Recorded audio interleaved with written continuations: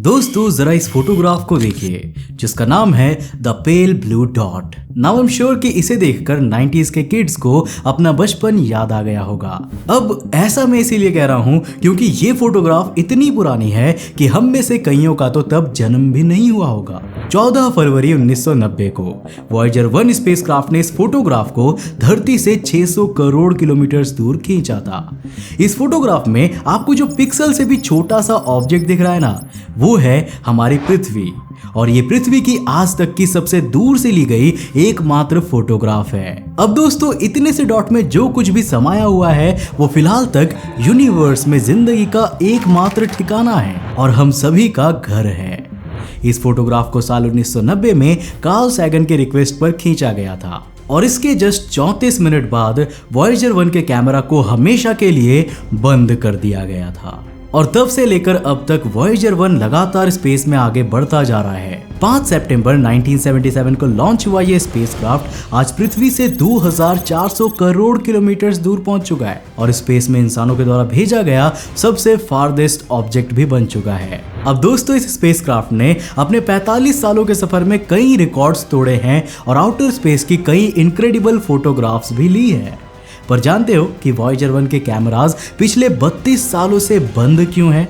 और अगर आज हम इनके कैमरास को एक बार फिर से खोल दे तो हमें कैसा नजारा देखने को मिलेगा? दोस्तों वॉयेजर स्पेसक्राफ्ट पिछले 45 सालों से लगातार स्पेस की हार्श कंडीशंस में ट्रैवल कर रहे हैं। इसके बावजूद भी वो एक्टिव है और उनके इक्विपमेंट्स फंक्शन भी कर रहे हैं। वॉयेजर स्पेसक्राफ्ट में जो टेक्नोलॉजी यूज हुई थी वो अपने टाइम से काफी ज्यादा एडवांस थी। अब इसका एक एग्जांपल हमें वॉयेजर 1 के कैमरा सिस्टम में देखने को मिलता है। दोस्तों वॉयेजर 1 में 2 वीडिकॉन कैमरास लगे हुए हैं जो बेसिकली उस समय के टेलीविजन कैमरास है। ये 800 by 800 रेजोल्यूशन वाले कैमरास है जो ग्रे स्केल में 8 बिट की इमेज कैप्चर करते हैं। अब इनमें से एक वीडिकॉन कैमरे में वाइड एंगल लेंस लगाया गया है जिससे कि प्लैनेट्स की फुल साइज फोटोग्राफ्स ली जा सके और दूसरे में नैरो एंगल लेंस लगा था जिससे प्लैनेट्स की ओर जूम करके उनकी डिटेल्ड फोटोग्राफ्स ली जा सके।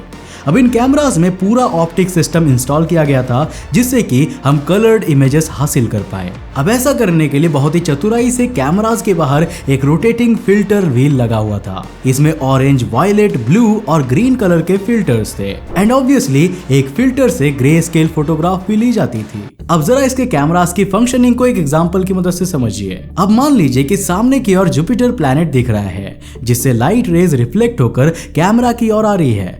अब ये लाइट रेज जब भी अलग अलग कलर्स के फिल्टर से गुजरती है तो इनसे जुपिटर की मल्टीपल फोटोग्राफ्स ली जाती है। अब मान लीजिए कि light rays blue colour filter से गुजरती है तो इसमें से सिर्फ ब्लू कलर ही आगे आएगा और बाकी सारी कलर्स की लाइट रिफ्लेक्ट हो जाएगी और इस तरह हमें अलग अलग फिल्टर कलर्स की बहुत सारी इमेजेस मिल जाती है।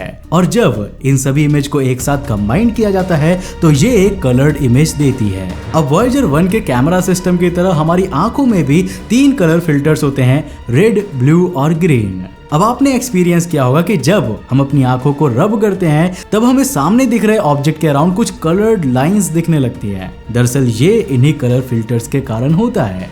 पर वॉयेजर 1 में लाइट रेज का सफर कैमरा फिल्टर से गुजरकर खत्म नहीं हो जाता था बल्कि इन कैमरास के अंदर वीडिकॉन ट्यूब भी लगी हुई होती थी। दरअसल वीडिकॉन ट्यूब के सामने की ओर एक ट्रांसपेरेंट फेस प्लेट लगाई जाती थी जिस पर टिन ऑक्साइड की कोटिंग होती थी। इसके जस्ट पीछे एक फोटो कंडक्टिव टारगेट प्लेट है। अब जब बाहर से आ रही लाइट के फोटोन्स टारगेट प्लेट से टकराते हैं तो फ्री इलेक्ट्रॉन्स क्रिएट करते हैं। ये फ्री इलेक्ट्रॉन्स जाकर ट्रांसपेरेंट फेस प्लेट से चिपक जाते हैं और टारगेट प्लेट में गैप्स बन जाते हैं। अब वीडिकॉन ट्यूब में पीछे की ओर एक कैथोड गन लगी हुई होती है जो कि इलेक्ट्रॉन बीम को टारगेट प्लेट की ओर रिलीज करती है। ये इलेक्ट्रॉन बीम टारगेट प्लेट की गैप्स को भर देती है। इससे इलेक्ट्रिक करंट के फॉर्म में एक सिग्नल क्रिएट होता है और इस सिग्नल में ही इमेज की पूरी इंफॉर्मेशन स्टोर्ड होती है। अब वॉयेजर 1 इस डेटा को सिंपली धरती पर बैठे वैज्ञानिकों को ट्रांसमिट कर देता है। पर वेट ए सेकेंड, ये प्रोसेस इतना भी आसान नहीं है जितना पृथ्वी पर रहते हुए एक इंसान द्वारा दूसरे को व्हाट्सएप पर फोटो भेजना होता है। दरअसल वॉयेजर 1 के द्वारा खींची गई हर फोटोग्राफ करीब 50 लाख बिट साइज की होती है जो कि लगभग 0.6 मेगाबाइट्स की होती है। अब आज के स्टैंडर्ड से देखें तो ये बहुत ही छोटी साइज की फाइल है, जबकि यार हमारे नॉर्मल स्मार्टफोन्स की फोटोग्राफ भी कई मेगाबाइट्स का स्पेस ऑक्यूपाई करती है और M87 गैलेक्सी के ब्लैक होल की जो हमने फोटोग्राफ ली थी वो तो 4 पेटाबाइट्स की थी, यानी कि 40 लाख गीगाबाइट्स की। पर दोस्तों 70s के दशक में बनी टेक्नोलॉजी की मदद से कई 100 करोड़ किलोमीटर्स दूर से 0.6 मेगाबाइट की फोटोग्राफ भेजना भी आसान नहीं होता था। अपने शुरुआती सालों में जब वॉयेजर 1 पृथ्वी के काफी करीब हुआ करता था, तब इसकी डेटा ट्रांसमिशन स्पीड करीब 1,15,000 बिट्स पर सेकंड की थी। अब इस स्पीड से एक फोटोग्राफ सिर्फ 43 सेकंड्स में धरती पर बैठे वैज्ञानिक तक पहुंच जाती थी। पर अब मेरे दोस्त, जब ये धरती से 2400 करोड़ किलोमीटर्स की दूरी पर है, तो इसकी डेटा ट्रांसमिशन रेट करीब 160 बिट्स की ही रह गई है और इस स्पीड से एक फोटोग्राफ भेजने में करीब 8 घंटे लग जाते हैं। वॉयेजर 1 और पृथ्वी की डिस्टेंस को देखते हुए ये समय 21 घंटे के करीब हो जाता है। यानी अगर हमें आज वॉयेजर 1 से एक सिग्नल रिसीव करना है तो उसमें 21 घंटों का समय लग जाएगा और फिर पृथ्वी पर बैठे वैज्ञानिक अगर उसका जवाब वॉयेजर 1 को भेजते हैं तो एक बार फिर से 21 घंटे वापस लग जाएंगे। लेकिन भाई ये जरूरी नहीं है कि वॉयेजर 1 जैसे ही इमेज डेटा को हासिल करे वो तभी उसे भेज दे। दरअसल इसमें एक मैग्नेटिक टेप इंस्टॉल्ड है जो इस इमेज डेटा को सेव करके रखती है और जब भी सॉफ्टवेयर को ये लगता है कि अभी कम्युनिकेशन इजीली हो सकता है तो वो इस डेटा को ट्रांसमिट कर देता है। अब दोस्तों नो मैटर कि ये कैमरा सिस्टम कितना एडवांस्ड है, लेकिन इसे साल 1990s में ही बंद कर दिया जा चुका है और इसका कारण है फ्यूल। दोस्तों साल 1990s में जब इसने आखिरी फोटोग्राफ ली थी तब ये ऑलरेडी धरती से 600 करोड़ किलोमीटर्स दूर था। ये दूरी इतनी ज्यादा है कि पृथ्वी वहां से एक छोटे से डॉट की तरह नजर आ रही थी। अब वैज्ञानिकों को पता था कि ये मिशन अगले कई सालों तक ऐसे ही चलने वाला है और एक दिन ऐसा आएगा जब वॉयेजर 1 सोलर सिस्टम की बाउंड्रीज तक पहुंच जाएगा और इंटरस्टेलर मीडियम में भी एंटर करेगा। 25 अगस्त 2012 को वॉयेजर 1 ऐसा करने वाला पहला ऑब्जेक्ट बना था और दोस्तों ये हमें इसीलिए पता चल पाया क्योंकि उस समय वॉयेजर 1 एक्टिव था। दरअसल वॉयेजर 1 में 3 रेडियो आइसोटोप थर्मोइलेक्ट्रिक जनरेटर्स या RTGs लगे हुए थे।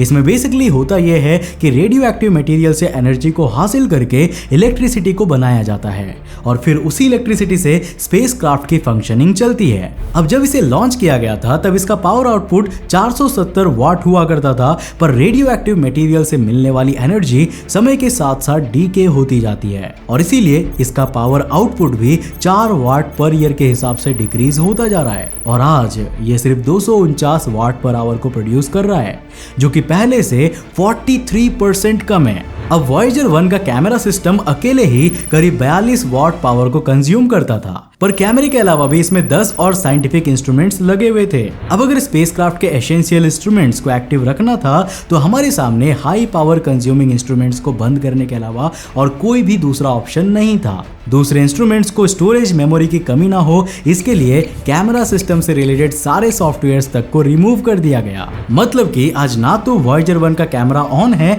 और ना ही वो सॉफ्टवेयर एग्जिस्ट करता है जो कैमरे से फोटोग्राफ को कैप्चर करके उसे प्रोसेस कर सके। और वैसे भी इतने सालों तक स्पेस की हार्श कंडीशन और एक्सट्रीम हीट को सहने के बाद तो शायद ही वो एग्जिस्ट कर पाते। पर जस्ट इमेजिन कीजिए कि अगर ये कैमराज आज अचानक से ऑन हो जाए तो हमारे सामने क्या नजारा होगा। वेल दोस्तों, वॉयेजर 1 धरती से इतनी दूरी पर पहुंच चुका है कि वहां सूरज की रोशनी बहुत कम ही पहुंचती है। अब अगर आज वॉयेजर 1 के कैमरा से फोटोग्राफ ली जाएगी तो उसमें हमें सूरज और सोलर सिस्टम के 1-2 बड़े प्लैनेट्स आसमान में चमकते तारों की तरह दिखाई देंगे और कुछ भी दिखाई नहीं देगा, क्योंकि इसके अलावा हमें चारों तरफ अंधेरा ही दिखाई देने वाला है। मतलब आपके सामने कुछ ऐसी डार्क स्काई होगी जिसमें कुछ भी नहीं होगा। अब यहाँ पर एक इंटरेस्टिंग बात यह है कि पृथ्वी पर रहते हुए भी हमें दूर आसमान के कॉन्स्टेलेशंस ठीक वैसे ही दिखते हैं जैसे कि वॉयेजर 1 को 2400 करोड़ किलोमीटर्स दूर दिखते होंगे। यानी कि अगर मुझे M87 गैलेक्सी आसमान में उस तरफ दिखाई देती है तो वॉयेजर 1 को भी ठीक उसी तरफ दिखाई दे रही होगी, क्योंकि यूनिवर्स की स्केल पर यह डिस्टेंस इतनी कम है कि ये कंसिडरेबल डिफरेंस क्रिएट नहीं कर सकती। अगर हमें अपने आसमान को एक डिफरेंट पर्सपेक्टिव से देखना है तो शायद वॉयेजर 1 को हजारों लाइट ईयर्स की डिस्टेंस पर पहुंचना होगा। नाउ होपफुली एक दिन ऐसा जरूर आएगा जब वॉयेजर 1 पृथ्वी से इतनी दूर पहुंच चुका होगा।